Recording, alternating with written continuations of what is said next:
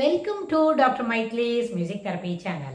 இன்றைய பதிவிலையும் Discipline is the cornerstone to success என்ற தலைப்பில் சில செய்திகளை நம்ம பகிர்ந்துக்கலாம். டிசிப்ளின் என்று சொல்லும்பொழுது எல்லாவற்றிலும் கவனமாக இருக்க வேண்டும், சிறப்பாக இருக்க வேண்டும், சீர்மையாக வேலைகளை செய்ய வேண்டும். நம்மளோட எண்ண ஓட்டங்களும் ஆக்ஷன்ஸும் ஃபீலிங்ஸும் ஒன்றுக்கொன்று தொடர்புடையதாக இருக்கணும். ஃபீலிங்ஸு முக்கியத்துவம் கொடுக்கணும் ஆக்ஷன்ஸை காட்டிலும். அப்படியெல்லாம் நம்ம நிறைய பார்த்தோம். இந்த அடிப்படையில் இன்னும் சில பாயிண்ட்ல சேர்த்துட்டா நம்மளுக்கு என்ன கிடைக்கும்? முதல் விஷயம், எல்லாவற்றிலும் சிறப்பாக ஒரு கவனத்தோடு வேலை செய்தால் அங்கே சக்ஸஸ்ன்றது நம்மளோட கூடவே வரும். சிறப்பாக படித்தா நம்ம படிக்கிற ரூமோட கதவை தட்டும் அப்படின்னு கூட ஒரு கருத்து பார்த்தோம். ஆனால் இதில் நம்ம செப்பரேட் பண்ணிக்கணும் ஆக்ஷன்ஸும் ஃபீலிங்ஸும் அப்படின்னு கூட பார்த்துக்கிட்டோம். ஏன்னு சொன்னால் சில நேரத்தில் ஆக்ஷனே முக்கியத்துவமாக இருக்காது. சில முக்கியமாக அங்கே இடம் கொடுக்க வேண்டியது நம்மளுடைய எண்ண ஓட்டங்களும் நம்மளுடைய குணாதிசயங்களும் ஃபீலிங்ஸ்க்கு தான் முக்கியத்துவம் கொடுக்கணும். அதாவது எண்ணம், சொல், செயல் மூன்றும் ஒரு சின்க்ரனைஸ் ஆகும் பொழுது அது சிறப்பான ஒரு முடிவை நம்மளுக்கு எடுத்துன்னு தரும். ஆனால் அதே நேரத்தில் நம்ம இந்த டிசிப்ளின் இருக்குது. ஒருத்தவங்களுக்கு டிசிப்ளினாக எல்லாத்துலேயும் இருக்கிறாங்க, நேரத்தோட வேலை செய்கிறாங்க, எல்லா விதத்துலேயும் ஒரு கட்டுப்பாடோடு இருக்கிறாங்க, எங்கேயும் கவனத்தை சிதற விடுறதில்லை. அப்புறம் கவனம் சிதறதில்லைன்னு சொன்னால் கூடவே நல்லபடியாக படிக்கிறதுக்கு முடியுறது.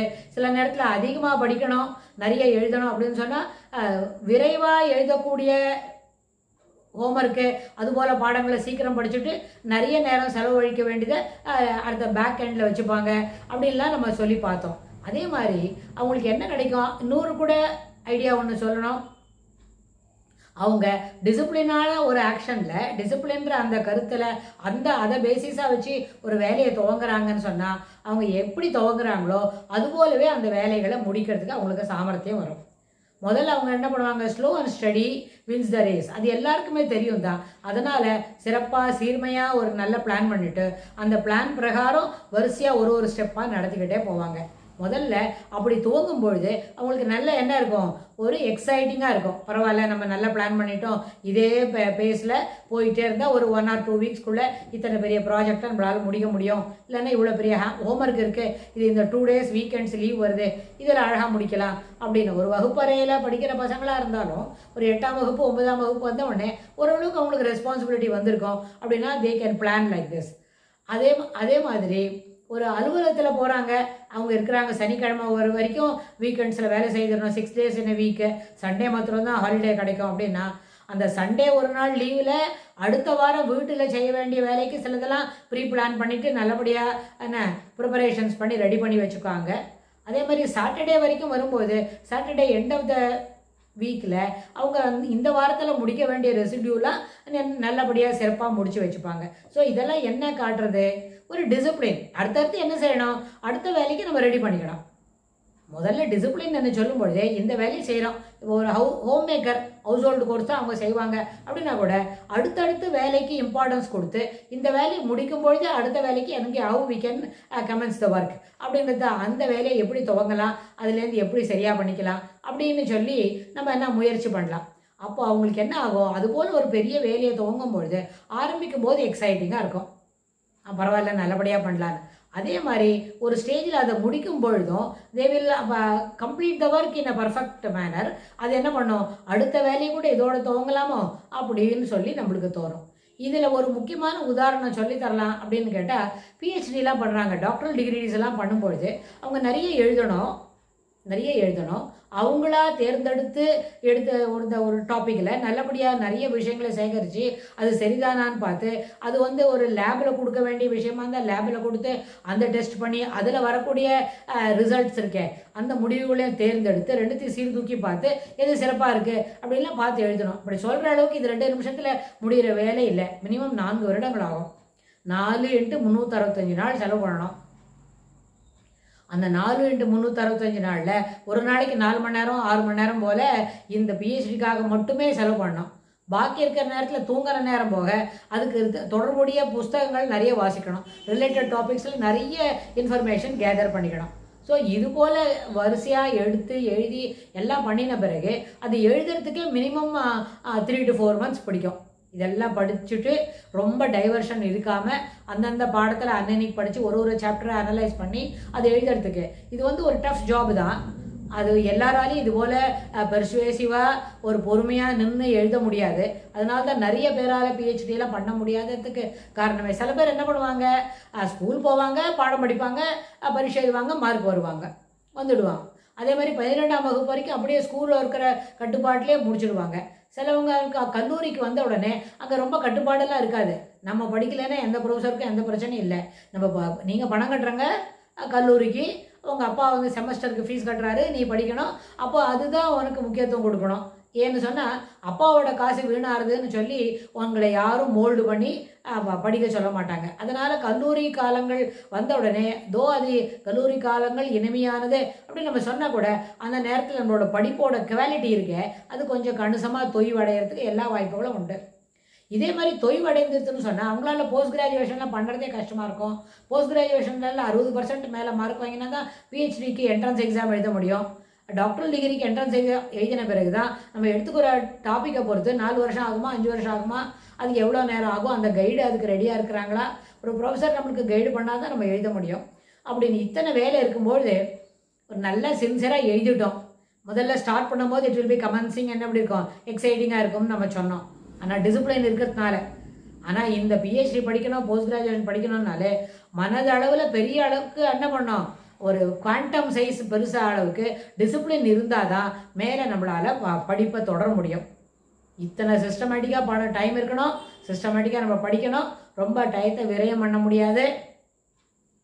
காசானாலும் யாரான கடன் கேட்டால் தருவாங்க, நேரத்தை யாரான கடன் கேட்டால் தருவாங்களா, அவங்களுக்கு அதே 24 மணி நேரம் தான், அவங்களும் 8 மணி நேரத்தை கூட பாக்கி இருக்கிற நேரத்தில் வேலை செய்யணும். ஸோ இது எதுவுமே சாத்தியமில்லை அப்படின்னா அவங்க என்ன செய்வாங்க, அந்த நேரத்தெல்லாம் வீணடிக்க முடியாது. அப்படி எழுதிட்டாங்க ஓரளவுக்கு, இதெல்லாம் நம்ம சொல்கிறதெல்லாம் நடந்துட்டுது.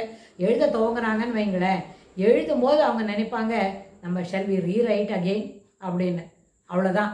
அப்படி நினைச்சாங்களானே அவங்களுக்கு ஏதோ குளறுபடி இருக்குது, அவங்க கலெக்ட் பண்ணி வந்த அந்த டேட்டாவில், அந்த டேட்டா கலெக்ஷனில் ஒரு ப்ராப்ளம் இருக்குன்னு. அப்போது கமென்சிங் இஸ் எக்ஸைட்டிங், ஆனால் ஃபினிஷ் பண்ணும்போது அதில் அவங்களுக்கு ரொம்ப குறைபாடு இருக்கும். அப்போ அதுபோல் அவங்க முடிக்கிறதும் சிறப்பாக முடிச்சுட்டாங்களானே அவங்களுக்கு என்ன தோணும்னா, இன்னொரு தடவை எழுதலாமா, இதே போல் இன்னொரு சப்ஜெக்டில் பண்ணி பார்க்கலாமா அப்படின்னு தோணும். அப்போ அது என்ன ஆகும், இன்னும் ஒரு 5 வருஷம் படிக்க வேண்டி வரும்.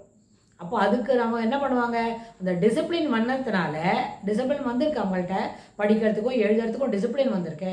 அதனால் they want to sustain that discipline for some more years. ஆனால் அதுக்குள்ளேயே நம்மளுக்கு என்ன பண்ண முடியும், இண்டிவிஜுவலுக்கு we want to earn money, we should monetary benefits கிடைக்கணும், நம்ம வந்து தன்னைத்தானே சமாளிச்சுக்கணும், you should stand on your own லெக்ஸ்ன்னு சொன்னால் you should earn for your bread அப்படின்லாம் நிறைய வந்துடும், ரெஸ்பான்சிபிலிட்டிஸ் நிறைய வந்துடும். அந்த மாதிரி நேரத்தில் இன்னொரு பிஹெச்டி பண்ணுறதுன்றது வந்து ரொம்ப ஒரு எப்படி இருக்கும், லம்பி ஒர்க்கு, நேரம் நிறைய நேரம் எடுக்கும், வருடங்கள், இன்னும் 4 வருடங்கள் அதில் என்ன பண்ணிவிடும், சென்று விடும். அப்போ அந்த 4 வருஷம் போச்சுன்னா நம்மளோட ப்ரொஃபஷனல் லைஃப்பில் இன்னும் ஒரு 4 வருஷம் பிஹைண்ட் த ஷெட்யூலாக இருக்கும். அது எதுக்குன்னு கேட்டால், அந்த ஒரு கமென்சிங் இஸ் எக்ஸைட்டிங்னு சொன்னோமே, ஃபினிஷ் பண்ணும்போது we are happy, we are progressing, we are getting into the results, further results கூட கிடைக்கும்னு சொன்னால் அந்த ரிசல்ட் வருதுன்ற அந்த சந்தோஷத்தில் இன்னொரு தடவை இது போல் இன்னொன்று செய்யலாமா அப்படின்னு நினைப்போம். அது வந்து மனித சுபாவம். ஏன்னு கேட்டால் அந்த வந்திருக்க ரிசல்ட் நம்மளுக்கு ஒரு உள்ளுக்குள்ள ஒரு பெரிய சந்தோஷத்தை ஏற்படுத்துறது இல்லை. அதனால் can we do the work, இன்னும் கொஞ்சம் கண்டினியூஸாக செய்யலாமா அப்படின்னு தோணும். ஏன்னா ஓரளவுக்கு அந்த இனிமையை பழக்கப்படுத்திட்டோம் அப்படின்னா அந்த பழக்கிக்கின்ற இனிமை இன்னும் கொஞ்சம் தொடர்ந்து செய்யலாமா அப்படின்ற ஒரு மனப்பான்மையை வளர்க்கும். இதுக்கு என்ன காரணம், அந்த டிசிப்ளின், இத்தனை இந்த 4 வருஷத்தில் படித்த கை கொண்ட discipline can we continue it for some more years அப்படின்னு தோணும். அப்போ நம்ம பெரியவங்களோ வீட்டில் இருக்கிற தாய் தகப்பனோ என்ன சொல்லி தருவாங்கன்னா, ஓகே இந்த அளவுக்கு இது இருக்கட்டும், இதுக்கப்புறம் ஃபர்தர் அடுத்த ஸ்டெப்பில் எலிவேட்டர் ஸ்டெப்பில் என்ன இருக்குன்றதை பார்க்கலாம், இந்த discipline you continue to maintain even in your job and other household requirements அப்படின்னு சொல்லி தருவாங்க. ஸோ அதனால் எப்போவுமே discipline is the cornerstone to சக்ஸஸ்ன்றது. எத்தனை விதான ஒரு சக்ஸஸுக்கு 2 கார்னர் இருக்குமா, இல்லை 4 கார்னர் இருக்குமா, இல்லை 6 கார்னர் எக்ஸகன் போல் இன்னும் கொஞ்சம் நிறைய இருக்குமா அப்படின்னு சொன்னால், அந்த 6 கார்னர்லேயும் ஒரு 6 விதமான பிஹேவியர். முதல்ல என்ன, ரிவ்யூ பண்ணிக்கணும், தன்னைத்தானே யாரோடையும் தன்னைத்தானே கம்பேர் பண்ணிட்டு ப்ரீ போஸ்ட் பார்க்கணும், இன்னொருத்தவங்களோட கம்பேர் பண்ணக்கூடாது. அதுக்கப்புறம் எப்போவுமே ரிவ்யூ பண்ணிட்ட பிறகு அந்த கிளாரிட்டி ஆஃப் தாட் ப்ராசஸ் இருக்கணும், காம்படிட்டிவ் அட்வான்டேஜ் இருக்கணும். அது மாதிரி காம்படிட்டிவ் அட்வான்டேஜ் இருக்குதுன்னு சொன்னால் you should not compare your self with others, you should compare your own self. போன மாதத்தில் பர்ஃபார்மன்ஸ் எப்படி இருந்தது, போன வருஷத்தில் இது போல் இந்த மாதத்தில் எப்படி பர்ஃபார்மன்ஸ் இருக்குது அப்படின்னு சொல்லி காம்படிட்டிவ் அட்வான்டேஜ் மூலமாக அதை நம்ம பார்க்கணும். அதுக்கப்புறம் கிளாரிட்டி ஆஃப் தாட் ப்ராசஸ்க்குன்னா you continue to do the same way, நான் சிஸ்டமேட்டிக்காக பார்க்கணும். அப்புறம் கன்சிஸ்டன்சிக்கு அப்புறம் அதில் என்ன இருக்கக்கூடாது, கன்சிஸ்டன்சி ஆஃப் த பர்ஃபார்மன்ஸுக்கு தான் இம்பார்ட்டன்ஸ் கொடுக்கணும், அதை பர்ஃபெக்ஷனுக்கு இருக்கிறத காட்டணும். கண்டிப்பாக இதெல்லாம் பார்க்கணும். ஸோ இதுபோல் இந்த 8 கார்னர் இருக்குன்னா இந்த 8 கார்னருக்கு இருக்கிற டிசிப்ளினையும் நம்ம மெயின்டைன் பண்ணால் நிச்சயமாக எல்லா பகுதிகளிலும் எந்தெந்த துறையில் நம்ம முன்னே வரணும்னு நினைக்கிறோமோ அங்கே இந்த 8 விதமான பாயிண்ட்ஸையும் 8 விதமான முறைகளை நம்ம கையாளும் பொழுது வெற்றி என்பது நம்முடனே இருக்கும், நம்மளுடைய ஒரு உற்ற தோழனா கூடவே வந்துகிட்டு இருக்கோம் அப்படின்னு சொல்லி இந்த பதிவை நம்ம நிறைவு செய்யலாம். இதுக்கு தொடர்புடைய செய்திகளை வரப்போகிற பகுதிகளிலும் பார்க்கலாம். தேங்க்ஸ் ஃபார் வாட்சிங்.